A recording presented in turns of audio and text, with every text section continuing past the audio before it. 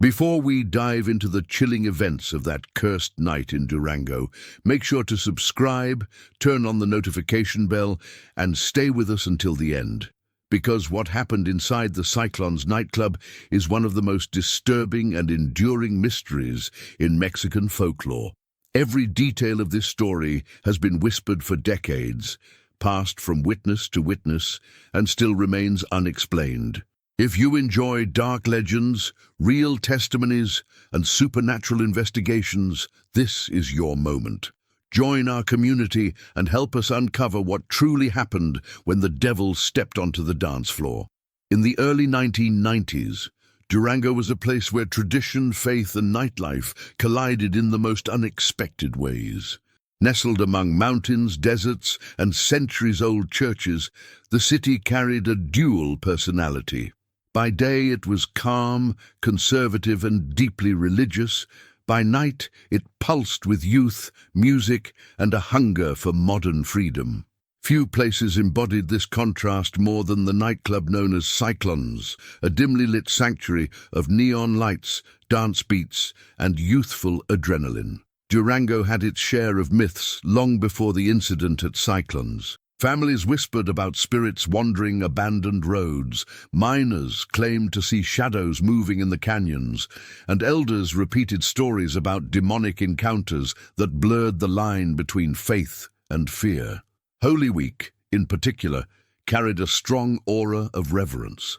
Many believed that partying during this sacred period was a dangerous challenge to the spiritual world, a provocation. And whether coincidence or fate, the most terrifying event associated with Cyclons happened right in the middle of that holy season.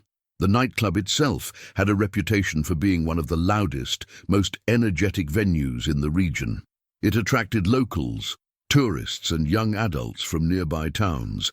Every weekend, its dance floor filled with people eager to escape the pressures of everyday life. The bright lights, the swirling smoke, and the pounding bass created a world that felt separate from the rules of daylight. But it was also a place known for rumors, strange shadows near the mirrors, sudden power outages, and odd cold drafts that seemed to appear without any logical explanation. As the city grew, nightlife brought new attitudes, new fashions, and new behaviors, but it also brought tension. Religious groups strongly criticized the club scene, claiming that it led young people away from moral values. Some even insisted that these spaces were vulnerable to dark forces. Parents often warned their children that the devil could appear where sin is celebrated. These warnings, though often dismissed as exaggerations, created fertile ground for fear. This tension between modernity and faith created the perfect environment for a legend to be born. Durango was a city where people believed in both God and the supernatural with equal intensity.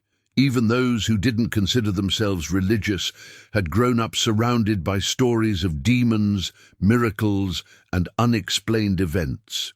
The cultural imagination was primed to interpret unusual occurrences, not as coincidences, but as signs. And yet, no one expected anything beyond a normal night at Cyclons. The week had been busy, the city filled with tourists visiting churches, attending processions, and preparing for family gatherings. Young people, however, were focused on celebration. They dressed carefully, planned their night out, and talked about the DJ who would be playing new tracks imported from the United States. Inside Cyclons, the air smelled of perfume, cigarette smoke, and anticipation. Colored lights danced across the walls, reflecting off metallic decorations and the polished floor. Groups laughed, drank, and moved to the rhythm of the latest hits. At first glance, it was just another typical Friday night, loud, crowded, and full of energy. But beneath the music and excitement, there was an unusual atmosphere. Some patrons later described feeling a tension they couldn't explain. Others said the air felt heavier than usual. A few even mentioned that the temperature seemed to drop slightly, despite the heat of the dancing crowd.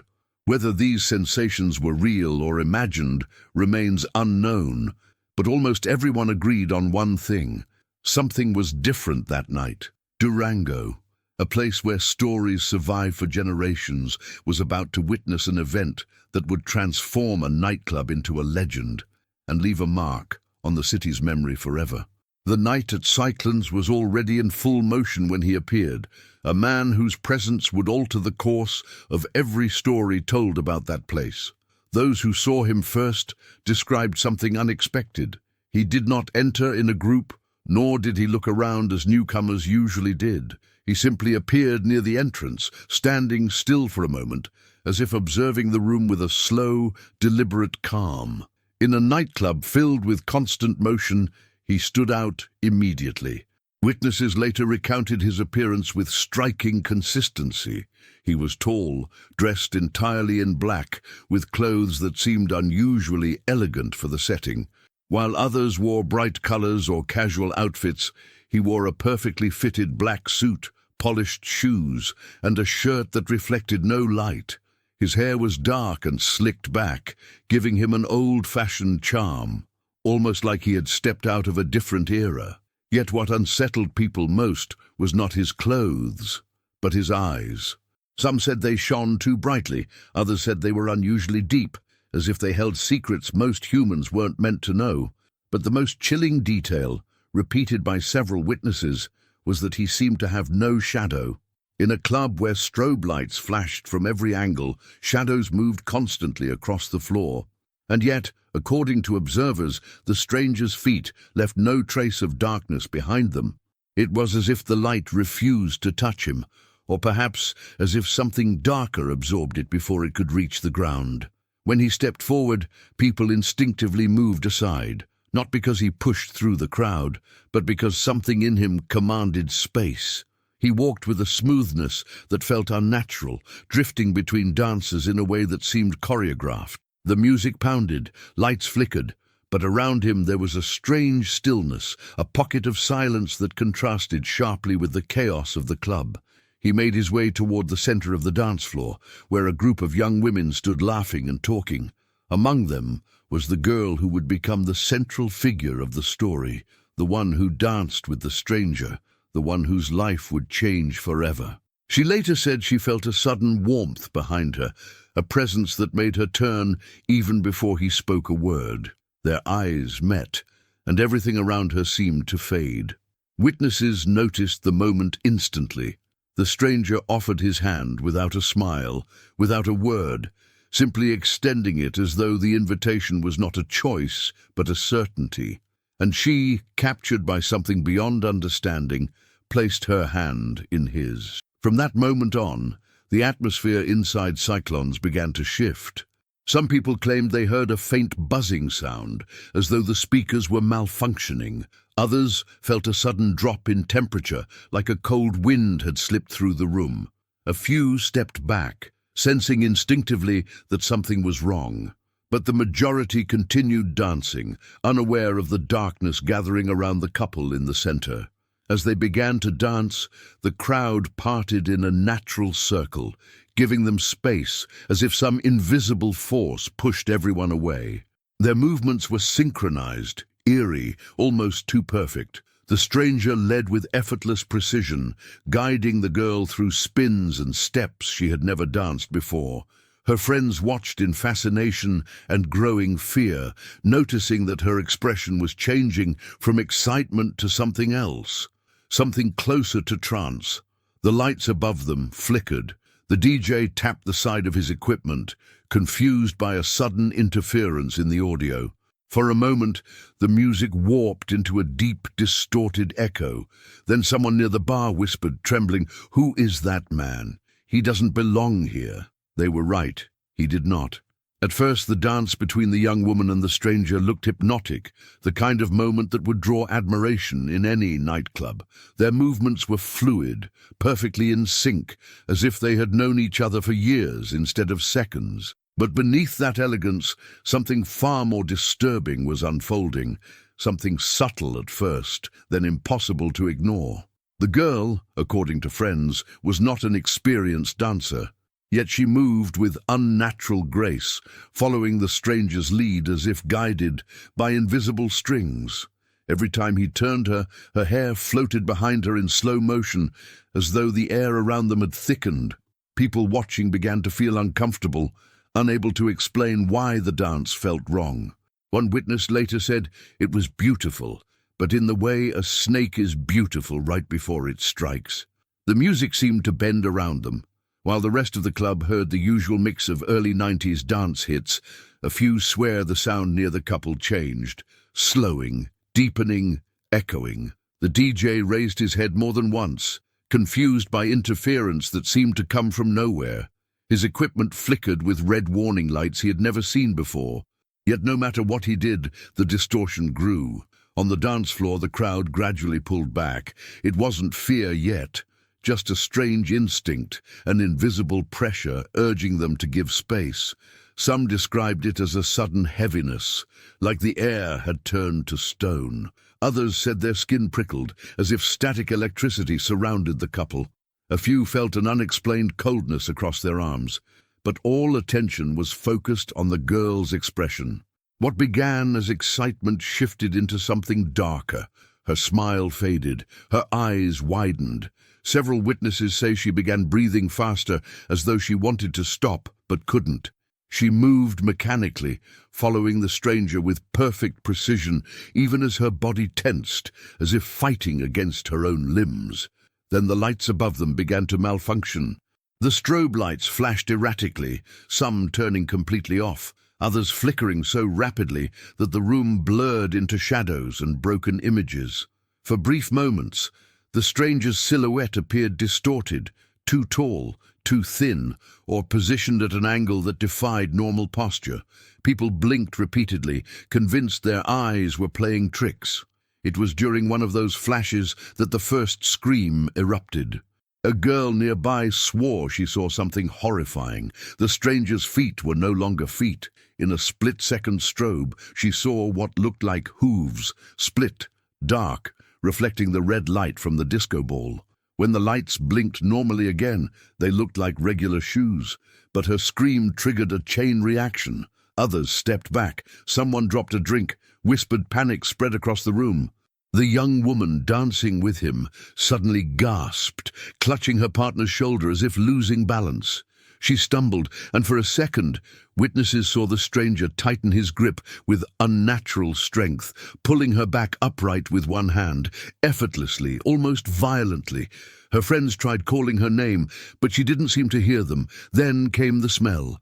A sharp, burning scent drifted across the dance floor, sulfur, like burning matches or hot metal. It spread so quickly that several people covered their mouths and noses. Others stopped dancing altogether, feeling nausea rise. The DJ froze. The bartender froze. Even the security guard standing near the stairs hesitated, unsure whether to intervene or run. And then, in the middle of what had become complete chaos, the girl let out a scream so piercing that the music seemed to stop around her. She pulled her hand away from the stranger and looked down at her palm, glowing red, as if burned from within. The stranger released her. He stepped back, and he smiled, a smile that no human expression could ever truly imitate. The girl's scream ripped through the nightclub like a knife, piercing the music, the chatter, and every heartbeat in Cyclons. It wasn't the kind of scream caused by a fall or a spilled drink. It was raw, primal, the sound of someone seeing something they should never have seen. Those closest to her stepped back instinctively, as if distance could shield them from whatever had caused such terror. Her friends rushed forward, but stopped abruptly when they saw her hand. In the flashing lights, her palm seemed scorched, an angry red mark glowing with unnatural heat. Some witnesses swore they saw the outline of something shaped like a claw or a hoof. Others said it pulsed like a burn that came from the inside out. But all agreed on one thing: no human touch could have caused that. The music sputtered, distorted into a low growl before cutting out entirely. For a heartbeat, the club fell into absolute silence. Even the crowd, hundreds of people packed into a neon-filled room, stood frozen. It was as if time itself had been shocked into stillness, and then the smoke appeared. It started around the stranger's feet, rising in thin tendrils like steam escaping from cracked earth. Some believed it came from beneath the dance floor. Others insisted it rolled off his body, coiling upward like living shadows. Within seconds, the thin wisps thickened into dense, swirling clouds. The smell of sulfur intensified, burning the nostrils of everyone nearby. The security guards began pushing through the crowd, shouting for people to move back, but they too hesitated when the smoke reached them. One guard later reported feeling something push against him, not physically, but inside his chest, like a pressure warning him to stay away. The young woman tried to crawl backward, stumbling onto her hands and knees. Her friends tried to grab her, but she kept slipping, as if something unseen pulled her toward the ground. Her eyes were wide, tears streaking down her face, but she never stopped staring at the stranger. He didn't move. He stood in the center of the dance floor, perfectly still, his expression unreadable. The lights flickered above him in violent bursts, casting moving shadows across his body. Yet somehow his face remained perfectly illuminated, a calm, almost satisfied calm that contrasted horrifyingly with the chaos around him. Someone yelled for the emergency exit. Someone else screamed, "El Diablo!" A group of people forced their way toward the door, knocking over chairs and tables in their desperation to escape. Panic spread like wildfire. Bodies pushed and collided, drinks shattered. The bar lights went out entirely. The stranger lifted his head slightly, as if listening to the fear like it was music, and then everything plunged into darkness. The power cut so abruptly that even the backup lights failed. The only illumination came from the faint glow of the girl's burned palm and the red emergency signs flickering uselessly near the exits. Cries echoed in the pitch-black space. People shoved against each other, blinded, desperate to get away from the center of the room. A deafening sound followed, not an explosion, but a roar, like a furnace inhaling deeply. The smoke thickened, swirling faster, forming what many described as a tornado of shadow around the stranger. Some felt the ground vibrate beneath them, others dropped to their knees in sheer terror. And then, silence. The smoke dissipated as quickly as it had formed. The lights flickered back on, one by one. The music system rebooted with a mechanical click, and the stranger was gone. No one saw him walk away, no one saw him run. No door had opened, no window had shattered. He had simply vanished. Only the girl remained on the dance floor, trembling uncontrollably, clutching her burned hand to her chest, while dozens of terrified eyes stared at the empty space where the man in black had stood moments before. Cyclons would never be the same again. The moment the stranger vanished, Cyclons erupted into a chaos unlike anything the city of Durango had ever witnessed. People scrambled in every direction, tripping over chairs, slipping on spilled drinks, pushing their way toward the exits in pure animal panic. Some cried, some prayed. Others shouted incoherent warnings, as if the devil himself were still hunting inside the room. The nightclub, once a sanctuary of music and flashing lights, had transformed into a prison of fear. Security guards tried to regain control, but the event was beyond anything their training could have prepared them for. Many simply guided people out the doors as fast as possible, trying to prevent a stampede. Outside, the line of frightened partygoers spilled into the street. Some were barefoot, some were shaking uncontrollably. Others clung to each other in total disbelief. The cool night air felt unreal, like stepping out of a nightmare into a world that no longer made sense. In the middle of this chaos, the girl who had danced with the stranger was carried out by her friends and a security guard. She could barely stand. Her body trembled violently, and her eyes darted around as if she feared the man would reappear out of thin air. The burn on her palm still glowed faintly, and one friend swore she could feel heat radiating from it even minutes later. Someone wrapped a wet cloth around her hand, but it hissed as though touching a hot pan. She muttered fragments of words, his eyes, the floor, burning, cold, none of them forming a coherent sentence. One of her friends slapped her lightly across the cheek, trying to bring her back to reality, but the girl only stared ahead, unblinking, like someone who had glimpsed something beyond human comprehension. As the street filled with terrified witnesses, testimonies began spilling out. A bartender claimed he saw the stranger's reflection in the mirror, but the reflection showed a figure without a face. A dancer insisted she saw sparks shoot from the floor beneath the couple as they moved. A young man swore he heard a voice whisper his name during the blackout, even though no one was near him. Another woman fainted on the sidewalk, overwhelmed by the sulfur smell that clung to her clothes. The most disturbing testimony came from a group near the exit.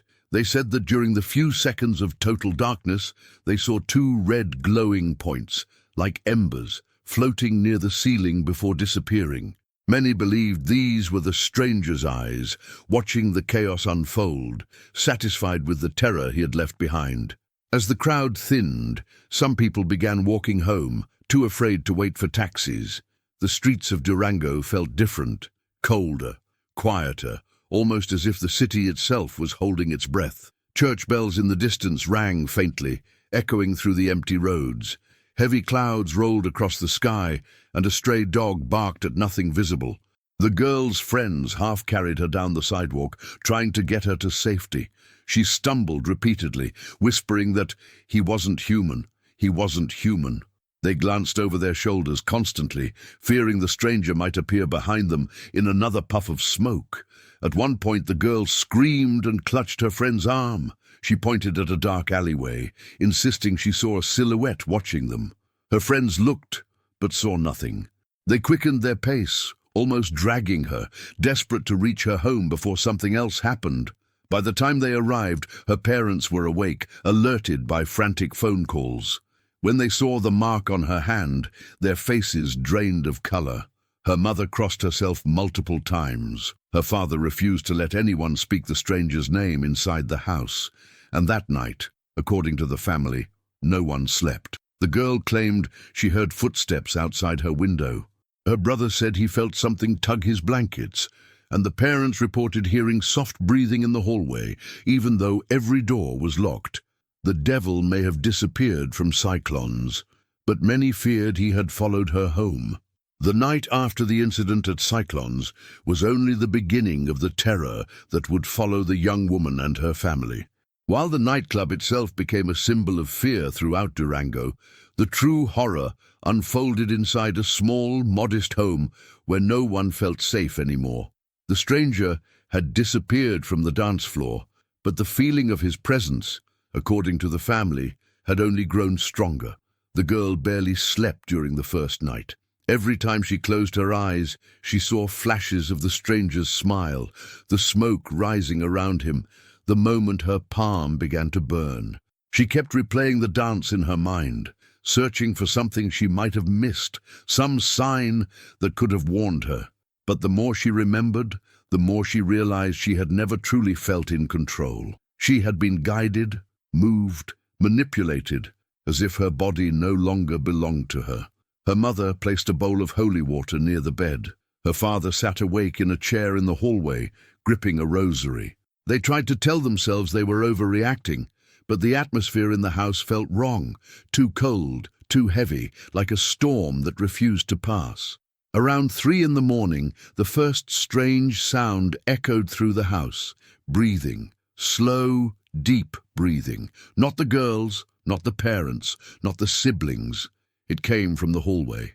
Her father stood, heart pounding, and opened the door. The corridor was empty, but the air felt thick, suffocating. He stepped forward, each step slower than the last, and the breathing seemed to retreat, not vanish, just drift farther away into the shadows. He turned on every light, checked every corner, every window. There was nothing there, but the feeling remained. They weren't alone. The next day, the girl awoke with a fever. Her burn mark had darkened, forming a shape more defined than the night before. A curved imprint, almost like the bottom of a hoof. Her mother insisted on calling a doctor, but the girl refused. She claimed she felt watched, as if the stranger would know if she tried to seek help. Throughout the day, unusual things began happening around the house. Objects shifted slightly from where they had been left. The family dog refused to enter the girl's room, growling at the doorway.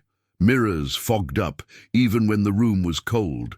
And several times, someone heard faint tapping on the walls, always 3 taps, evenly spaced. The most disturbing event occurred in the late afternoon. The girl's younger brother entered her room to check on her. He froze when he saw her sitting on the edge of her bed, staring at the wall. Her burned hand rested on her lap. The boy asked her what she was looking at. Her answer chilled him to the bone. "He's standing right there." The brother ran out of the room screaming. When the parents rushed in, they found nothing. The girl had collapsed onto her pillow, trembling uncontrollably. She insisted she had seen the stranger in the corner of the room, tall, silent, watching her exactly as he had at Cyclons. That night, the breathing returned, louder, closer. The father woke up to the sound coming from directly outside his bedroom door. He approached slowly, sweat dripping down his face, and placed his hand on the doorknob. The breathing stopped instantly. When he opened the door, the hallway was pitch black. The family barely slept for the next several days. The girl's condition worsened, not physically but mentally. She became withdrawn, flinching at shadows, jerking awake from nightmares that left her sobbing. She swore she heard whispers, a man's voice calling her name, telling her he wasn't done with her. But the worst moment, the one the family would never forget, happened on the 6th night. The girl woke up screaming and lifted her hand. The burn mark was glowing again, and this time it pulsed like a heartbeat, as if something inside it was alive and waiting. As fear consumed the girl's household, the story that began as nightclub gossip spread through Durango like wildfire. By the 3rd day, nearly everyone in the city had heard about the devil at Cyclons. Some dismissed it as hysteria, others insisted it was real, but the one thing no one could deny was this: something had happened, and the people who were there would never forget it. Among the first to intervene were the authorities. Police were dispatched to Cyclons after multiple emergency calls the night of the event. But by the time officers arrived, the smoke had cleared and the stranger had vanished without a trace. All they found were panicked witnesses, a handful of fainted patrons, a broken sound system, and burn marks on the dance floor that technicians insisted couldn't have come from electrical wires. When police questioned witnesses, the testimonies were inconsistent in details, but unified in terror. Some described the man's hooves. Others spoke of glowing eyes or shadows covering the walls.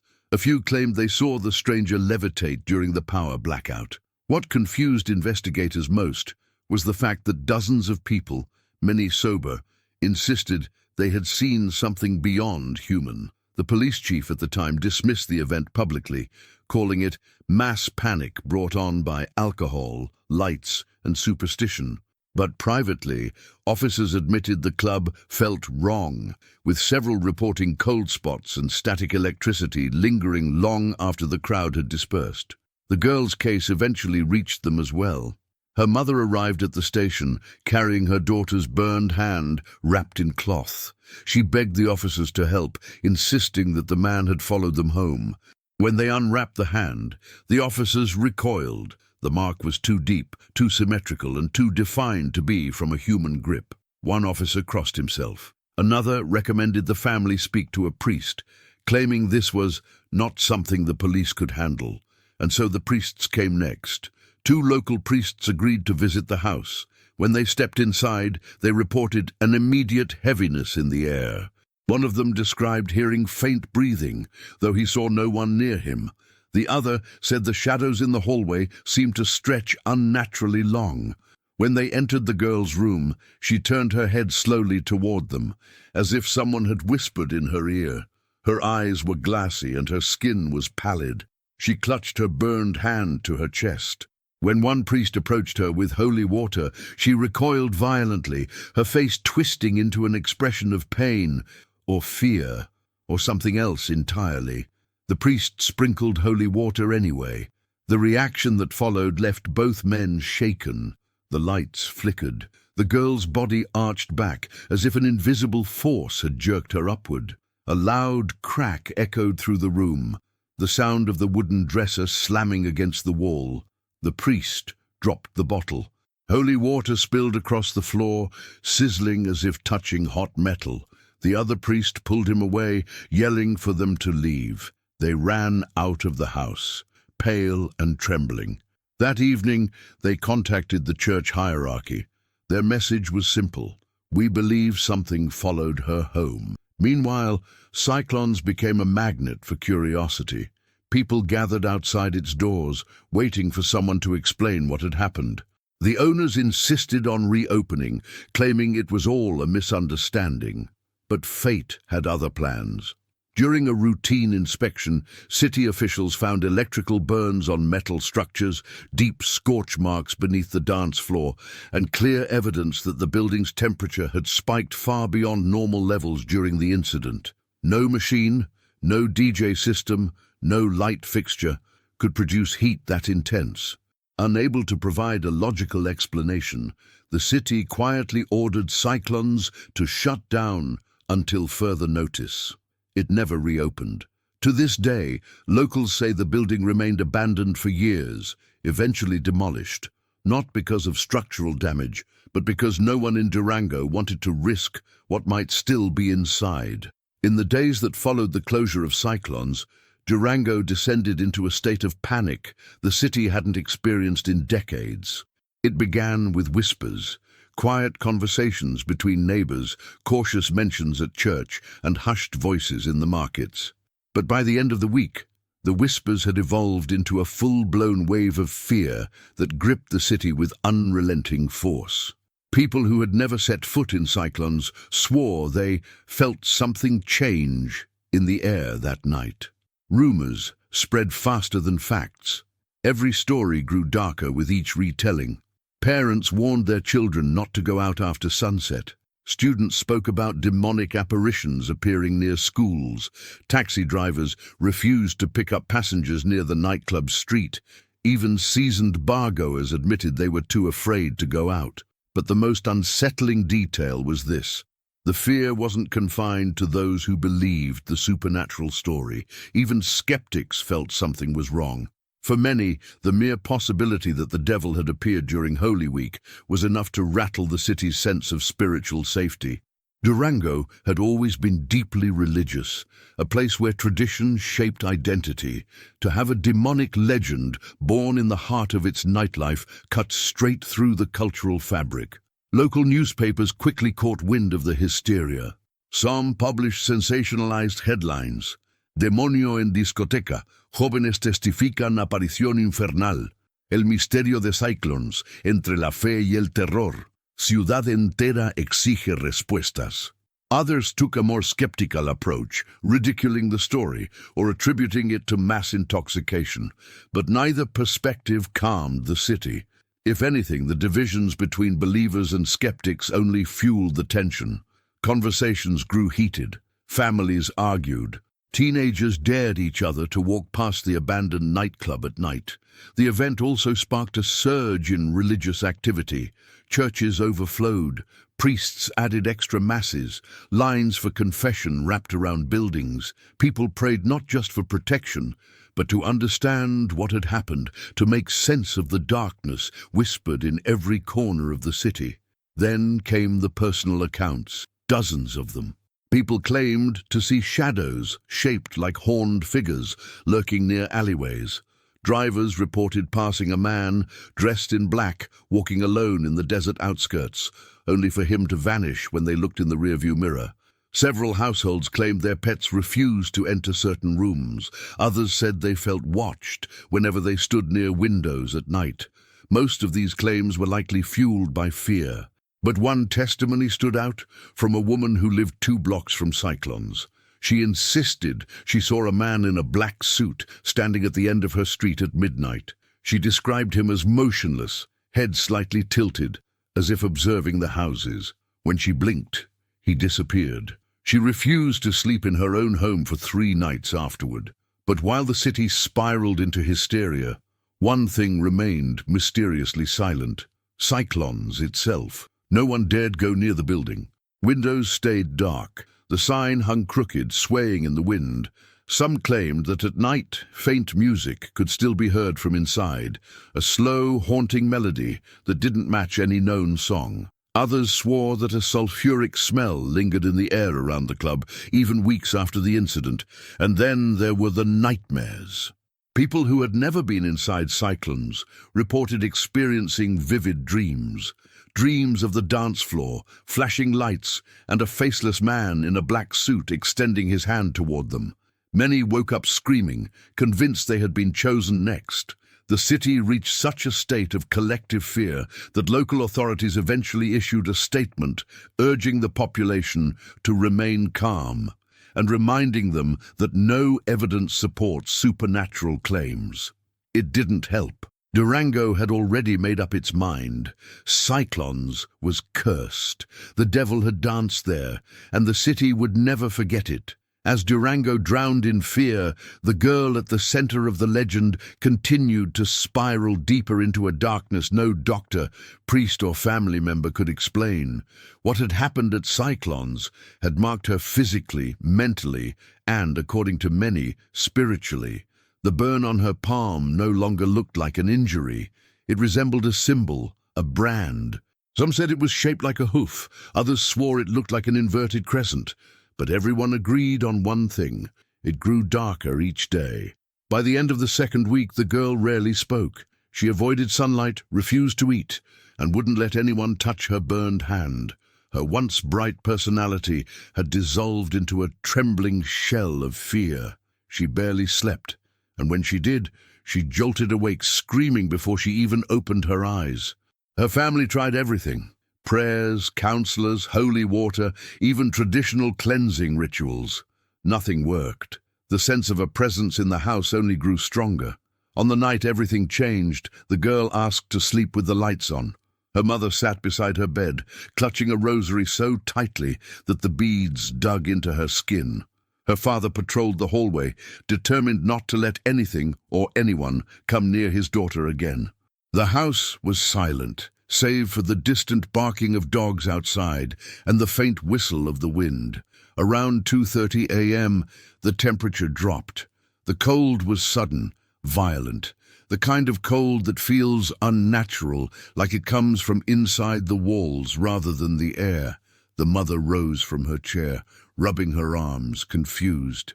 Before she could call for her husband, the lights flickered once, twice, and then they went out. The girl gasped.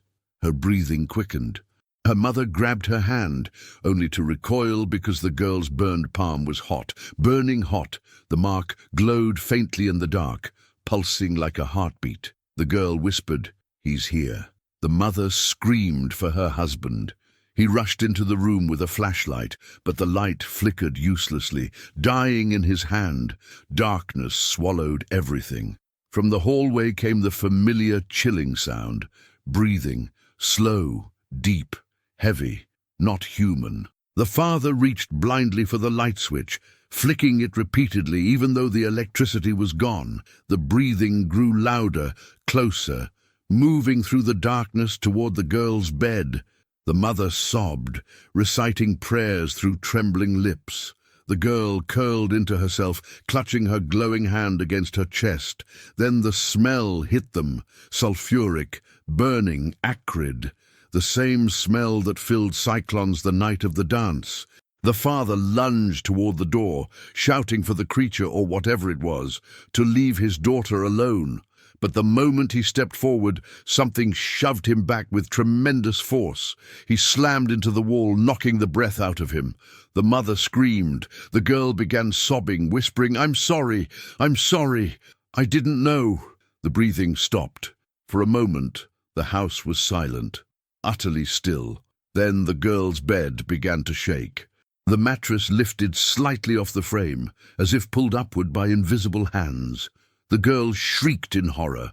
Her mother threw herself on top of her, trying to shield her.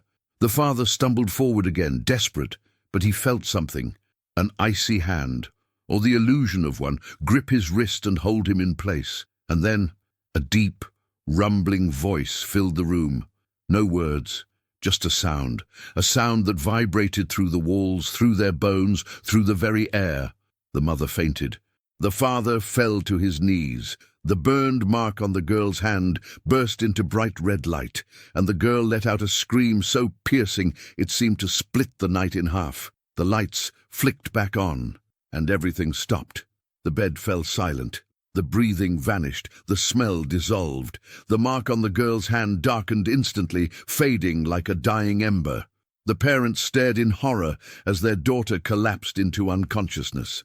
The devil, if that's what he was, had come back for her, and this time he had left something behind. In the months that followed the girl's final encounter, Durango slowly returned to its routines, but something in the city had undeniably changed. The fear that once pulsed through its streets faded into a quieter, more haunting presence, one that lingered in whispers, superstitions, and the memory of every person who lived through that time. Cyclons, once the heart of Durango's nightlife, stood abandoned like a monument to the unknown, and the girl, the one who had danced with the stranger, became a name people spoke only in hushed tones, as though mentioning her too loudly might bring the darkness back. Her family eventually moved away. Some said they left because of the trauma. Others insisted the girl continued experiencing things that no priest or doctor could explain. Rumors claimed she woke up speaking languages she didn't know, that she could no longer look at her own reflection, or that shadows in her room moved independently of any light. Whether any of that was true, no one can say. What is undeniable, however, is that no one ever saw her in public again. The house they left behind never found new residents. Children refused to walk past it. Adults crossed the street rather than glance at its windows. Many claimed that late at night they could still hear faint breathing coming from inside, even though the house was totally empty. Others swore they saw a tall figure in a black suit standing behind the curtain of the girl's old bedroom, watching the street silently. Police investigated once, found nothing, and never returned. Cyclons became the second abandoned structure tied to the legend. Within a year, graffiti covered its walls. Phrases like El Diablo bajó aquí, no entres, volverá. Some nights, teenagers dared each other to go inside, but almost no one did. Those who claimed to enter always told the same story. The smell of sulfur. The feeling of being watched. A cold spot in the center of the dance floor where the stranger once stood. Several insisted they heard a whisper, sometimes a giggle, sometimes a breath, sometimes a voice asking softly, "Do you want to dance?" The city officials attempted to demolish Cyclons twice. The first time, workers reported their machinery malfunctioning inside the building. Jackhammers stopped, metal cutters snapped. 3 workers quit on the spot after hearing voices in the dark rooms. The second attempt ended abruptly when the lead contractor fell unconscious after stepping into the exact spot the stranger had vanished. He claimed he felt a burning sensation shoot up his spine and heard someone whisper his name behind him, even though no one was there. Eventually, the city gave up. Demolition teams refused to return. Cyclons was left to rot until it collapsed years later during a storm. Some locals believed the storm hit the building harder than any other structure in the area, as if something wanted it gone, or something inside wanted out. As for the legend, it never weakened. Religious leaders used the story as a warning about temptation and sin. Teachers referenced it when discussing folklore and collective fear. Older residents told it to the younger generation with a mix of caution and dread. Even skeptics admitted the number of witnesses, the physical evidence, and the girl's condition raised more questions than answers. But the legend's longevity wasn't just about fear. It was about the feeling that the event had opened a door, that what happened wasn't random, that it was a sign of something deeper, older, and darker. Some believed the stranger was a demon. Others insisted he was the devil himself. A few claimed he wasn't an entity at all, but a manifestation of the darkness humans carry, drawn out by the chaos of nightlife and the vulnerability of youth. Yet the most chilling theory was also the simplest. He came because he was invited, because the lights, the music, the energy created the perfect place for him to walk among humans.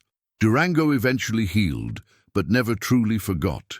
New clubs opened, but none dared stand on the same grounds as Cyclons. Holy Week celebrations grew more conservative, and still, decades later, people lower their voices when speaking of that night, because everyone in Durango knows what happened at Cyclons wasn't just a story, it was a warning, a reminder that sometimes, when the music is loud, the lights are low, and the wrong person extends their hand, the devil might ask you to dance. If this story left you looking over your shoulder, wondering what really happened that night at Cyclons, don't leave without subscribing. Our channel dives deep into mysteries, supernatural encounters, and real legends that continue to haunt entire cities. Your support helps us bring more investigations, more untold stories, and more chilling truths that many prefer to keep hidden. Hit the like button, share this video, and tell us in the comments, do you believe the devil truly danced in Durango? Stay curious, stay alert, and remember, some legends never die.